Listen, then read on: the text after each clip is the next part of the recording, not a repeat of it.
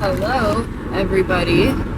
I am currently in Sherman Oaks, California, on my way to Pacific Palisades for sunset, and it's 5:05 p.m. so I chose the worst fucking time to be trying to get on the 405. LA has welcomed me back with open arms. I feel right at home, stuck behind this Watt appliance truck, driving through the valley where I grew up, and it's hot as fucking balls in my car. If you remember from last week, I was actually quite worried that my car was gonna get impounded.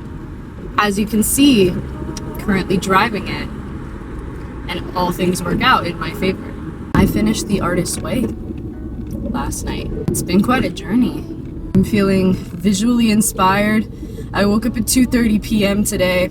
I set an alarm on my flip phone, which is really hard to turn off because I still don't really understand fully how to use the flip phone. It's summer vacation. This happens every year. I sleep till afternoon. I leave the house at 4 p.m. for the first time. Today it was more like 4:30. Went to my local coffee shop. I got this lovely little iced oat milk latte. I put some cinnamon and nutmeg in it. Yeah, and I'm about to dive in the ocean once I eventually fucking get there in like an hour. Everybody always talks about how, you know, they want to move to LA so that they can be close to the ocean. That's like 10% of the city lives close to the ocean. Every other place I've ever lived has been closer to the ocean than LA. I'm really looking forward to next year where I'm moving. I'm going to be able to roll out of bed and drive to one of my favorite beaches in the world, and it's going to be like 10 minutes. I mean, where I currently am, I can walk to the beach in 10 minutes. It's just not swimmable. Oh god, I have to get over into the 405 South lane. Is this person gonna let me? That was not my best merging, to be honest. Anyway, so yay, we're merging on the 405 South, and I finished The Artist's Way, and it took me like 4 months, and 4.5 months probably, whereas I thought it was gonna take me 3. It's a 12-week program. The camera might do a little sliding. We're about to go on a really steep freeway entrance. Whee! There's an unidentified flying object in the sky above us. Kind of looks like a silver balloon, but it could... Oh no, it's a plane. Whee! Here we go! Whee! Whee! Whee! Yay, the 405. Any true LA heads will know where I just was. Comment below if you're a true LA head. The LA fandom is dying. Comment if you're a true LAbia. Yeah. I feel like a stronger artist because of it. In a way, I feel like I get to call myself an artist for the first time, which is funny. And I realize that that's funny because I've been making music, you know, in the way that I do now, music production and writing songs, since I was literally like 13 years old. Probably before then even. And I've been making art my whole life. And I know it's silly, but now I feel this sense of pride, not just in my own art, but in being an artist that I don't know if I did before.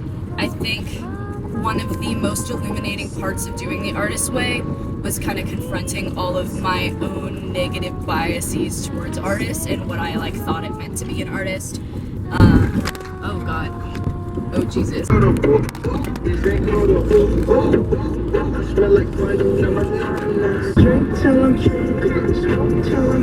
It occurred to me a little while ago that the reason that I'm so obsessed with using a ton of saturation, a ton of redux, bit crushers, stuff like that on my music, making it sound a little blown out and a little crunchy, is because I've been experiencing music on these speakers forever. The bass is just boosted to an ungodly fucking level. Somehow they haven't blown yet. This was my mom's car before it was mine. She bought it off of a surfer who drove every day from Brightwood, up in the mountains above the Inland Empire, to Malibu, back again. And he blew the engine out, replaced it. Car was almost too busted to drive. My mom buys it for probably $3,000 or something. And then she drives it until she says it is quote unquote undrivable. And then I buy it off my mom. It was such a piece of shit car. She was like, honestly, I'm not going to charge you for that much. Just like do all the repairs that need to be done on it and renew the registration, and then it's yours. And I was like, yes! She was like, this car will last you like the exact amount of time it'll take for you to learn to drive, and you know, maybe you can start saving up for a car in the meantime. And I was like, lit. That was 3 years ago. Currently have, I'm looking at the dash, we got 290,512 miles on it and still going fucking strong. I love the verse. I'm really deeply emotionally attached to this car. I cried once when I was having to consider selling it, and I was like, no one's gonna buy this piece of shit car. I'm gonna have to sell it for parts, which means the verse is just gonna be like sitting in a lot somewhere, and it's gonna be like a carcass, like picked clean of all of its organs. And I just couldn't imagine, like, this feels like a creature to me. Sunset Boulevard. I was just listening to Kiss FM, and this song comes on. Oh god. They're playing this song right after Fame Is a Gun by Addison Rae, and I'm like, oh, I don't think I've heard this song before. You know, it's kind of bad, but it's not that bad. And I was like, I wonder what singer this is. It's like a male singer I don't recognize, you know, but his voice sounds a little familiar. And then he starts going, once you know what my love's gonna feel like. I got fucking Benson booned, bro. I got booned. And it was so scary. I've never heard that song out in the wild. I didn't know what it sounded like. It just sounds like every damn male pop singer pop song these days where there's like a fucking, sorry, not to sound like a boomer, like synthetic bass line made to sound like a real bass line, and like a kind of punchy, like kind of 4 on the floor kick and snare situation, and it's supposed to sound, I guess, kind of rock light. You know what song sounds exactly like? Moonbeam Ice Cream is Too Sweet by Hozier, which sucks because he is just such a beautiful man with such a beautiful voice and beautiful lyricism. And I even like that song like a little bit, I won't lie, but I just think that they did it dirty with the instrumental. There's no reason to put Hozier over a synthetic bass line ever. If you're the bassist on Too Sweet by Hozier and you're watching this video and you're like, fuck you, that was my real bass sound and it just sounded really clean because I'm a good audio engineer, then I'm really sorry and I apologize, but your shit sucks. Put Hozier on a better beat. In a way, he's kind of like the Megan Thee Stallion of... Never mind. No, I am gonna say it. The best Megan Thee Stallion songs are the ones where she's on kind of an old school beat, and it's still kind of a weird pop version of an old school beat, but I think Girls in the Hood is one of her best songs, and I think Plan B is one of her best songs. And just like Hozier, they need to stop giving her a shitty synthetic bass line. Megan Thee Stallion, let me produce for you, please. I could do a better job. I have 7 years of FL Studio experience and 3 years of Ableton.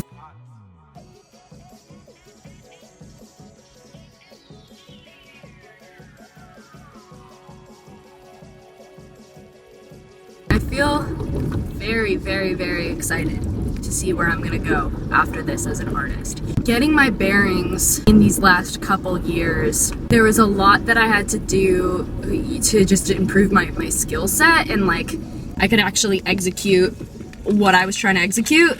But I think my attitude at this point is holding me back more than my actual skill level, because I think I still have a long ways to go with a lot of things, but I can only see myself improving from here as a producer, as a singer, as a songwriter, everything.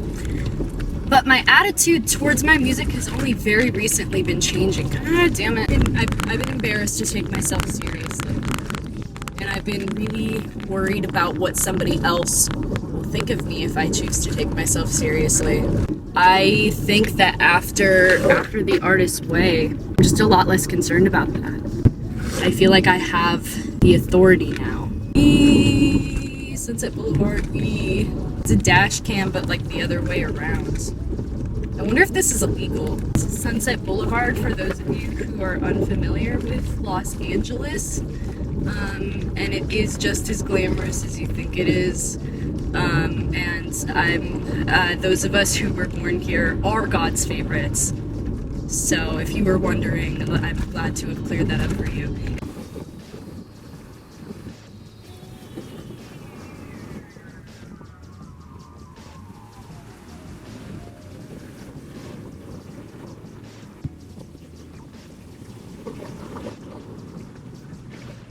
We found a beach. Nobody is in the water, but it looks gorgeous. It looks so gorgeous, and I can't tell if it's because it's a biohazard or because people don't swim in LA like they do everywhere else. It looks like the city is in it's definitely in repair. It looks nowhere near as fucked up as I thought it was gonna look, which makes me happy. I'm being very dismissive of it. Trust me that I already had a very intense emotional reaction when it was happening. But nature regenerates, and I think the good people of Pacific Palisades are putting in a lot of effort to regenerate nature here too. The water is beautiful. I can't emphasize this enough. You can't really see it, but it's actually fucking gorgeous, and I am feeling really happy to be alive. And I know that I mean that because I'm PMSing. And usually that's when I start getting really ungrateful about everything. So if I actually feel this happy to be alive, it must be true.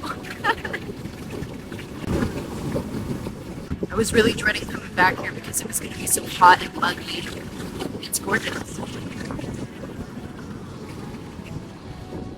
I feel very young. I feel pretty optimistic. I feel pretty happy, but even in the last handful of days, I've just kind of felt everything. And I've been just kind of letting it come and go. And even feeling kind of bad and just not clinging onto it too much and letting it pass has made me a lot happier than actually feeling good. And feeling like it's temporary, or I'm afraid of it leaving. I'm facing the wrong way, but I'm really happy to see where we're gonna go from here. I think it's only gonna get a lot cooler. And I'm gonna read some Ram Dass meditations, and I might meditate. I'm gonna, do a little cold plunge if the water doesn't look radioactive, and call my friend Ava and call my dad, and buy my plane tickets tonight. Go traveling. Thanks for being here on this journey so far. Shout out Julia Cameron. Great program, can't recommend it enough. Lit as fuck. Creative recovery. Real as hell. Okay, see you later.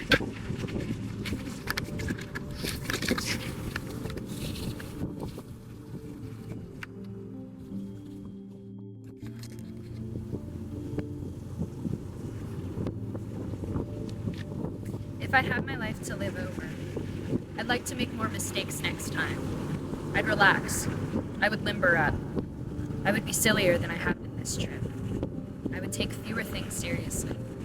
I would take more chances. I would climb more mountains and swim more rivers. I would eat more ice cream and less beans. I would perhaps have more actual troubles, but I'd have fewer imaginary ones. You see, I'm one of those people who live sensibly, insanely, hour after hour, day after day. Oh, I've had my moments, and if I had it to do it over again, I'd have more of them. In fact, I'd try to have nothing else. Just moments, one after another, instead of living so many years ahead of each day. I've been one of those persons who never goes anywhere without a thermometer, a hot water bottle, a raincoat, and a parachute. If I had to do it again, I would travel lighter than I have. If I had my life to live over, I would start barefoot earlier in the spring and stay that way later in the fall. I would go to more dances. I would ride more merry-go-rounds. I would pick more daisies. Nadine Stair, 85 years old, Louisville, Kentucky.